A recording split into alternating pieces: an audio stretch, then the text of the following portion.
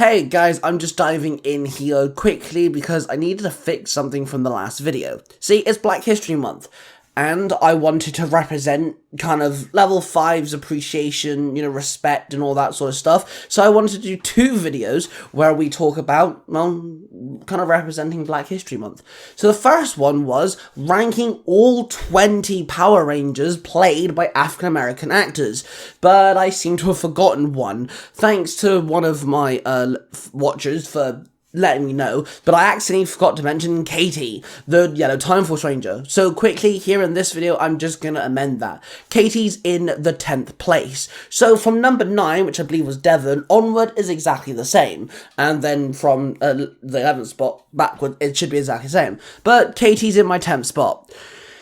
Katie is a fantastic ranger. I love the fact that how caring and loving she is. She's super strong, which does get played once or twice, but that should have been mentioned a lot more. But this is my issue with Katie, and again, one of the reasons why some of the other Power Rangers was put in, further down the list, is because she was barely used. She had one very big focus episode where she kind of contemplates the whole thing of her affecting the future with her being in 2001, but that's literally it. She doesn't get any other mention. She has one thing where she says what type her favorite film genre is during that movie special that they did, in Time Force, the 2-parter where they would get in different genre films and stuff. That's literally it. That's all we know about Katie. We know absolutely nothing else, and it's a shame because she's such a good, lovable character, and she's super strong, which doesn't ever really get used. It gets used a couple times, and then there's the joke of when she hugs people, she crushes them, but that's it. They should have done more with her. So that's why she's in the 10th spot, because every other ranger got used a lot more than she did. She would have been so far up my list if it was the case of she got used more. Sadly, we didn't get much use out of her. So, season number 10. Thank you for whoever left the comment and kind of let me know that I forgot to put Kate in there. Big whoops. Let's dive in with today's video.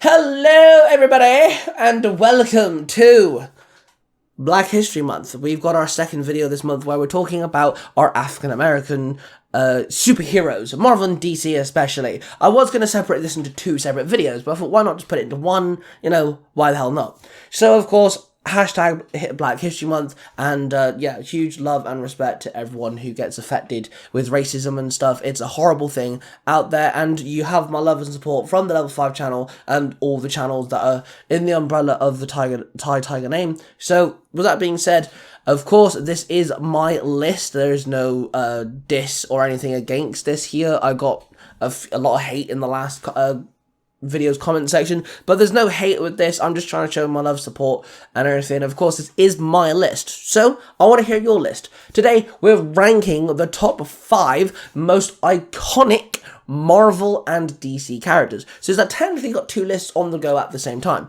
I will be going 5th place on Marvel and DC, 4th place Marvel and DC, 3rd place, etc, etc. That's how I'll be breaking down these 2 lists at the same time. And we're talking about iconic characters. Characters that will either make a big impact in, comic book history at some point, should make a big impact at some point, or has done a massive job so far. So, with that being said, again, my list, let me know yours down in the comments, and let's dive in. In our 5th spot for Marvel, we have War Machine. I feel like War Machine has definitely got a lot more love and appreciation thanks to the MCU. I actually remember War Machine in the Iron Man cartoons and in the other Marvel cartoons. He should be really more utilised, but he has made a fantastic job being noted in, MCU Marvel history. I especially love the fact that, he's representing Iron Man, little faction, because you got Iron Man, Ironheart and all that lot. So and of course we have War Machine. I also love the fact that War Machine is so slightly different to the rest. He's literally a war machine. He's got big guns, he's got turrets and rocket launchers all built into his suit, unlike Iron Man, who prefers the slimline sleek look with all lasers and stuff. I like the fact that they kind of counteract each other in that way. For our 5th spot on DC's list, we have Vixen. This is what I meant by characters that should be making a massive impact, but is also very iconic. I absolutely adore Vixen. I think she should be in more stuff, and I definitely think the Arrowverse is to thank for her being so popular that she is now. People keep wanting her to be put in things. I keep seeing people talk on Facebook and Instagram and X or Twitter, whatever you want to call it, people wanting her to be put in the DC animated universe more often. She's obviously had her own animation show, but people do want her to have her own actual live action TV show. People keep wanting her to be put into, James Gunn's DC universe and things like this. She is a very fun character with a lot of lore behind her. There's actually several Vixens. Vixen's more of a title than a superhero herself, And, of course, she has a very dope ability. She has the ability to summon animal spirits and gain the ability off of that animal. So, for an example, if she chooses the spirit of the monkey, she becomes as acrobatic as a monkey can be. If she chooses the spirit of the grasshopper, she can launch herself up very high. Stuff like this. If she chooses the bird, she can fly. She chooses a water creature, she can swim underwater. Stuff like that. And it's so goddamn cool. It's very unique. It's very similar to Beast Boy, but in the sense that she stays in her human form. It's very cool. I actually love her suit as well. It's very animalistic. Kind of gives me Kraven the Hunter vibes. But that being said, she definitely needs to be put in more stuff. Now let's dive into our 4th spots. In our 4th spots for Marvel, we have Storm, one of the most iconic female X-Men characters of all time. Not the original X-Men team. Okay, that's fair, but she definitely made an impact, especially with the 90s cartoon, which thankfully is getting another season and is being continued several years later. That's awesome. Storm obviously made a huge impact as well, because she's also in the live action movies, and she's almost in all of the main X-Men movies apart from First Class, and then obviously she gets brought into Apocalypse. Storm's really cool. She's badass looking. I love the look she has in the 90s cartoon with the white. It really, matches her hair. She has awesome hair, by the way. And, of course, there's her abilities. She can control the weather.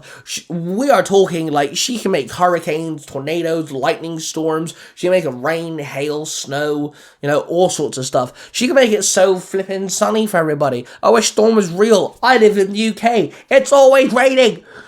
Anyway, Storm's absolutely a vivid impact as well in the Marvel universe. She absolutely adores the X-Men. She becomes a teacher, but not only that, she also marries the King of Wakanda, which is so cool. So yeah, when it comes to Storm, she's one of the biggest X-Men characters today, one of the biggest female Marvel characters today, and of course, she's representing the African Americans, which is awesome. And then for our 4th spot for DC, with a lightning-based character, we're jumping to another lightning-based character, I'm afraid, with Black Lightning. Black Lightning's definitely made a bigger impact in the last couple of years. He's actually one of the, older characters when it comes to comic book ages and everything. Bruce Wayne and Clark Kent are in their late 20s, early 30s and stuff in some comic books. Black Lightning's been around. In some iterations, anyway. Then, of course, we have the live-action version, which is really fun. I do actually really adore the live-action version of Black Lightning. I think it was handled really well. I actually really enjoyed that version of Black Lightning. And also, when it comes to our 5th spot and 4th spot, there are actually playable characters, Vixen and Black Lightning, in the Injustice 2 game via Premier Skin. You can make Cheetah and Raiden become Black Lightning and Vixen. It's a bit of a shame they weren't actual characters, but they're represented in video games now too. Black Lightning, of course, is in the name. He's a black dude who controls lightning abilities. And I think the Black Lightning TV show really utilized what he can do. He can make things float, he can zap things, he can make himself float, and all sorts of stuff. It was done really well. He's also got a really cool outfit. I'm sure that he's also been put in some of the cartoons as well. I'm sure he's mentioned in Young Justice. Don't hold me to that, I could be wrong, but if my memory corrects me, he's been mentioned in Young Justice. But yeah, Black Lightning's absolutely awesome, and of course we have a black character with lightning abilities once again, because that just seems to be the usual. Now let's jump into our 3 spots. Our spots 3 for Marvel is Blade. I had to mention the Daywalker, of course I did. And the reason why I'm mentioning him for 2 reasons. 1, he's coming back, y'all. Blade had made a big impact with his trilogy movie back in the 2000s, but it wasn't made by Marvel itself, because obviously Marvel sold a lot of his rights. but he's coming to the MCU, and it's going to be a PG rating, not PG rating, 18 rating. Don't know why I said PG, it'd be really gruesome if it was a PG. It would be an 18 rating, which means we're gonna have the bloodlust, the gore, the violence, and all sorts of stuff that we expect from a Blade movie, and I'm really liking it. He's also really big in the comic books right now, learning some new abilities and stuff. Not only that, he's getting a video game by the people that made things like Deathloop, and I cannot remember the name. Dishonored and Deathloop, the people that made those games, are making a Blade game. So he's really popular right now, and I honestly think he's very iconic for the fact that he's bringing a unique take on vampires. He actually started off as like someone that Spider-Man can mingle with, and then of course he became his own big thing, and I'm absolutely loving what they're doing. When it comes to our 3 spot for DC, we're diving in with Cyborg. Sometimes he's original Teen Titan member.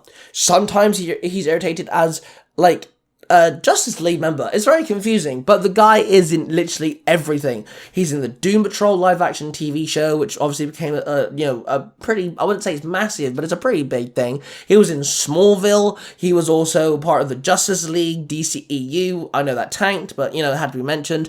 He's in pretty much all the DC video games that come out, and yeah, he's absolutely awesome. I actually really like Cyborg. I honestly cannot wait to see what James Gunn does with the character, if he ever does.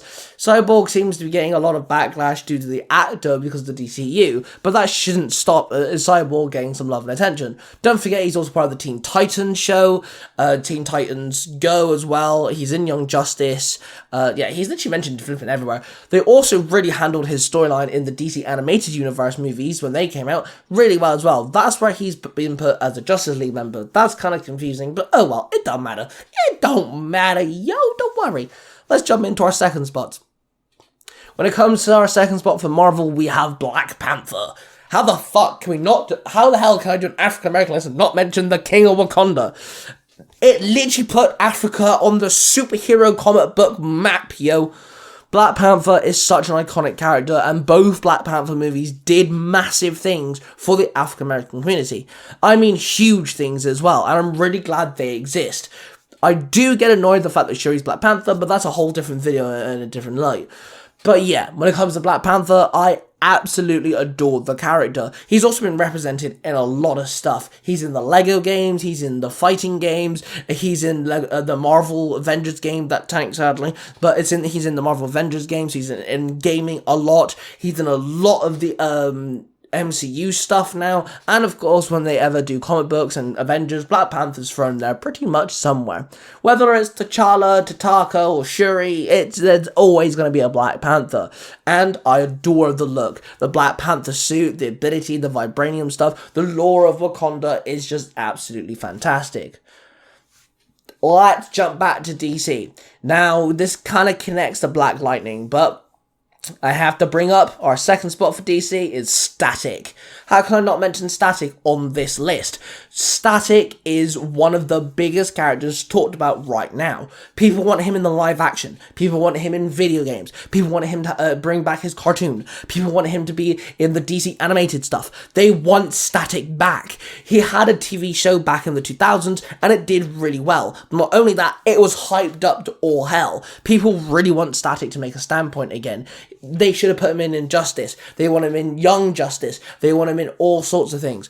Static doesn't get a lot of love like he should, but the attention from fans is huge. That's why he's so iconic, because he's so demanding. People want Static in everything. And honestly, I kind of agree. Why isn't Static in things? I know that he's technically like a side character from Black Lightning, but Miles is a side character from Spider-Man. We have War Machine, a side character of Iron Man, Winter Soldier's the side character of Captain America, Robin's the side character of Batman. They all get love and attention. Why not Static? He's a really cool character. And he also made, a really badass suit. The way that he travels is really unique. He's just a cool character altogether, and he does not get the love and attention he deserves. And that's a shame. That's why he's so iconic on this list, because the fan base has brought it up to here, yo. Okay, our number one picks. Let's dive in. For Marvel, I have Miles Morales. Miles Morales is one of the most, spoken about black people, black characters of all time. Now, of course, I have mentioned a few African Americans, I've mentioned a few other, like, you know, dark-skinned characters, but I didn't exactly list it as, you know, African American like I do with Power Rangers. When it comes to Miles Morales, he's huge right now. The Into the Spider-Verse movies, 1 and 2, obviously Into and Beyond the Spider-Verse. No, what's the second one called? Across the Spider-Verse, sorry. The third one's going to be called Beyond, which is coming out at some point. We've got the Spider-Man Insomniac games, which Miles is a huge part of that. Then, of course, we have the whole thing of his comic book run. Miles has done phenomenal stuff in that. He's been in some video games, other video games, like the Marvel Ultimate Alliance 3. He's in the Lego games and things like this. But when it comes to Miles, he's making an impact and he's here to stay. It's one of those times where people have accepted the fact that there's no longer one Spider-Man, there's two. He's also represented a lot of the kids' stuff. They keep changing his name for the cartoons and everything. He's been Spin, he's been Kid Arachnid. I wouldn't mind Kid Arachnid, that's kind of a cool name. But yeah, he's represented for the little ones, for the adults, the gamers and all sorts. He's everywhere. And he's done really well for a character. People have accepted the fact that there are now 2 Spider-Men, and Miles is obviously the second one. He's also different from Peter Parker, because he can turn invisible, and he's got bioelectricity, which is like, you know, he can manipulate his own electric from his own body, and he's called it Venom, and it's really cool. He's also done all sorts of stuff in the comic books lately. He's able to make like a lightning blade lightsaber looking thing. That was kind of cool. He's bonded with a symbiote, and he's done all sorts of stuff. Miles is here to stay, yo, and I'm happy for it.